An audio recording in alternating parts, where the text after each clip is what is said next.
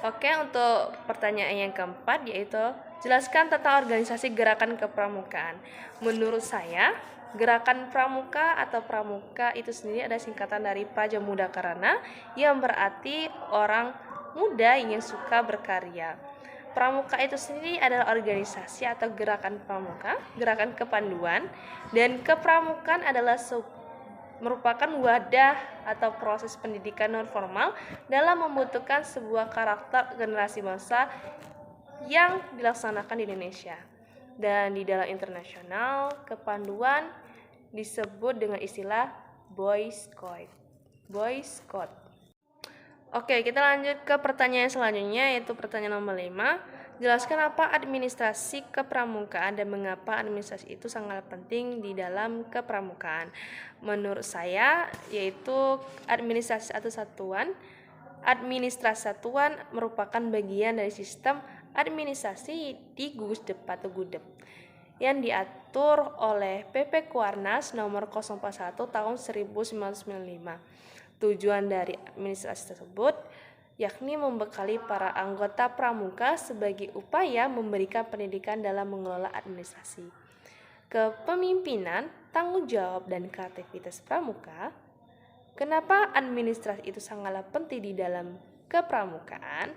Karena administrasi satuan mengandung tujuan pendidikan, maka memberikan kesempatan pada setiap satuan gugus depan untuk mengembangkan administrasi satuan itu sendiri tanpa meninggalkan pedoman atau pokok-pokok ketentuan substansi penyelenggaraan administrasi.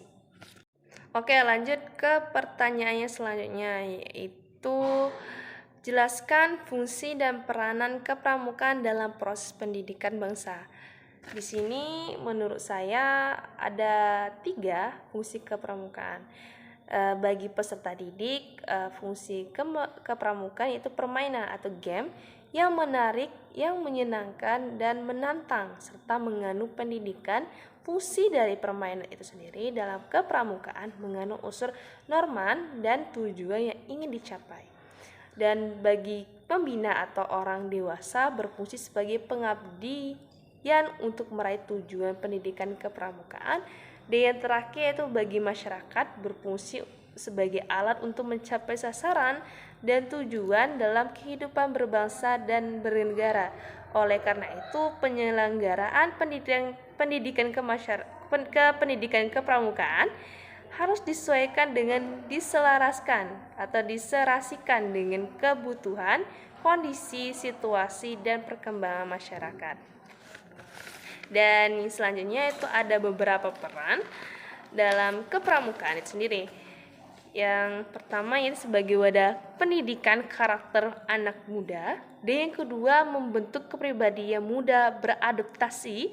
Dan yang ketiga menciptakan karakter penuh tanggung jawab.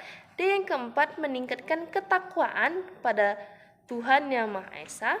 Dan yang kelima membentukkan watak dan akhlak mulia. Dan yang keenam menumbuhkan rasa percaya diri dan kebangsaan. Dan yang ketujuh yaitu meningkatkan keterampilan bekerjasama. Dan yang kedelapan meningkatkan rasa empati. Dan yang kesembilan yaitu menanamkan nilai kejujuran. Dan yang ke-10 yaitu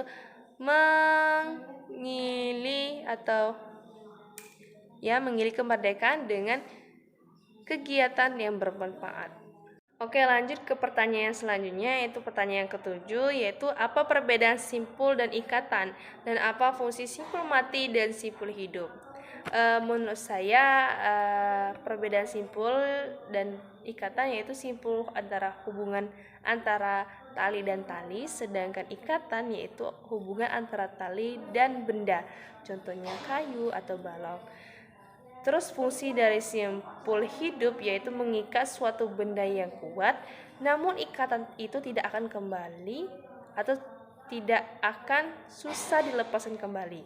Sedangkan simpul mati yang berfungsi untuk menyambungkan seutas tali yang sama besarnya dan tidak licin.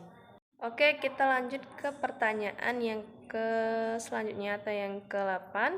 Sebutkan ada berapa simpul pramuka yang Anda ketahui dan praktekkan. Oke, yang saya ketahui simpul itu ada 2. ada yang hidup dan ada yang mati. Oke, di sini saya akan mempraktekkan bagaimana cara pembuatan simpul mati. Pertama, kita ambil 2 utas tali.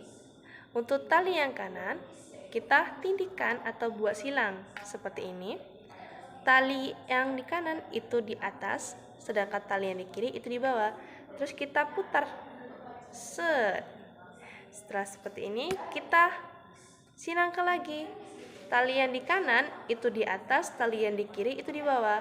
Terus kita masukkan tali kanan ini ke dalam lubang. Dan jadilah simpul mati. Seperti ini ditanya.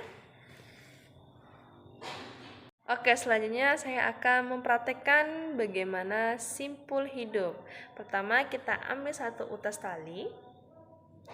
Terus kita membuat silang atau membuat lingkaran seperti ini contohnya. Set.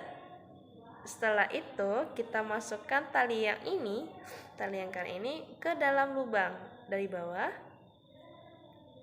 Terus kita masukkan lagi tali yang kita masukkan tadi dari depan lingkaran. Terus kita tarik tali yang kita masuk, terus kita tarik seperti ini detail. Oke, kita lanjut ke pertanyaan selanjutnya, yaitu tulislah dan sebutkan di dalam video cara cepat menghafal sandi Morse dari A sampai Z. Oke, di sini saya menggunakan tabel, contohnya seperti ini. Dan caranya yaitu pertama, gambar yang di atas terbagi menjadi 2 bagian, yaitu E dan I. Dan yang kedua itu cara membacanya dari atas ke bawah.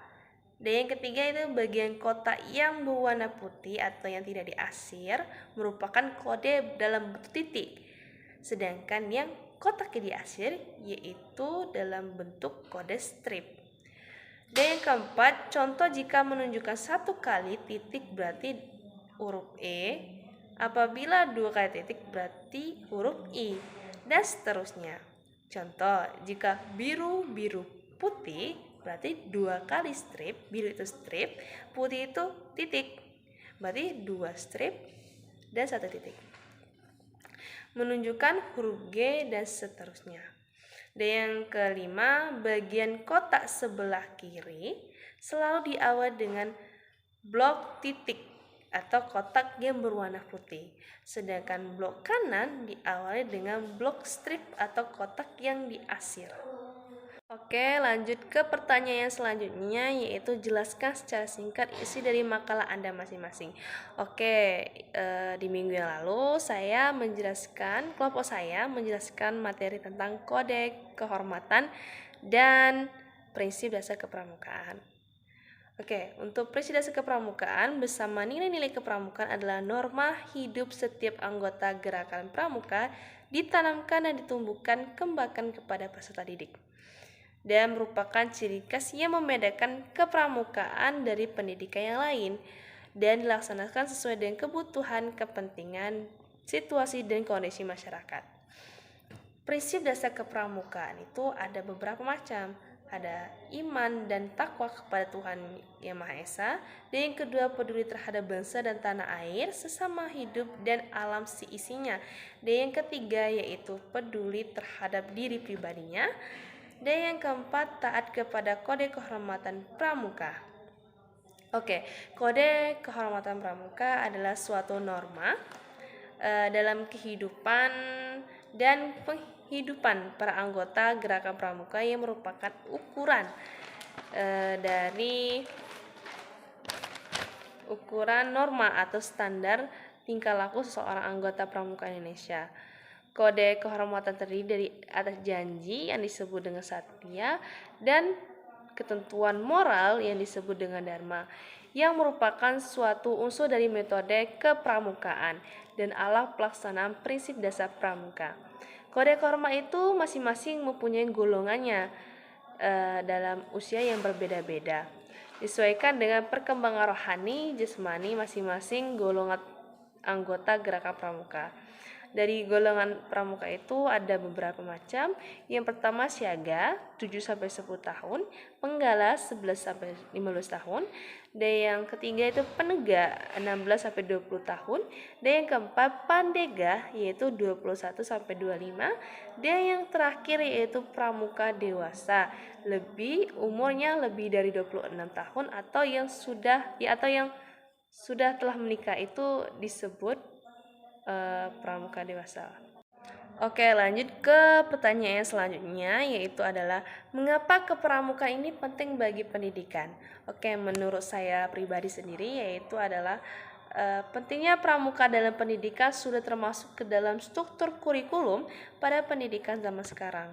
Dan pramuka dianggap sebagai wahana pembentukan karakter siswa di mana isinya berupa siswa dilatih dalam kepemimpinan, kerjasama, solidaritas, mandiri, dan keberanian. Oke, masuk ke pertanyaan terakhir, yaitu jelaskan dan gambarkan bagaimana cara pembuatan peta pita. Bahwa kita ketahui adalah peta pita adalah laporan perjalanan suatu penggambaran dimulai dari awal sampai akhir perjalanan. Dalam peta pita itu ada langkah-langkah pembuatan peta pita dan cara pembuatannya. Yang pertama, kita itu harus menggunakan alat yang dilakukan, yaitu ada kompas, meja jalan, alat tulis, penggaris, pencatat waktu, dan kertas. Cara pembuatnya peta pita itu sendiri yaitu pertama kita harus buat halaman kertas. Di situ isinya ada anak panah menunjukkan utara dan selatan. Dan yang kedua itu jalan yang akan dilalui atau memanjang dari bawah ke atas. Dan yang kedua itu berdiri di jalan yang akan dilalui. Meja jalan menghadap ke arah jalan di hadapan kita. Dan yang ketiga mulai berjalan, perhatikan bentuk-bentuk bangunan atau bentuk-bentuk benda yang penting-penting. Dan yang keempat itu bila sampai pada belokan, buat agar perbatasan pada peta sebagai. Dan yang kelima itu tuliskan jarak yang telah ditempuh pada kolom jarak, misalnya antara dari pohon ke pos 1. Itu mulai dari berangkat sampai belokan yang pertama. Dan yang keenam itu lanjutkan perjalanan mulai belokan pertama sampai belokan yang selanjutnya. Dan yang ketujuh, setelah sampai peta pita dipotong pada bagian kolom sehingga kita dapat mendapatkan peta perjalanan. Dan yang terakhir itu buatlah peta dengan jarak sebenarnya. Oke, itulah jawaban dari saya. Apabila ada kesalahan atau perbuatan yang kurang berkenan, mohon dimaafkan. Sekian, terima kasih. Wassalamualaikum warahmatullahi wabarakatuh.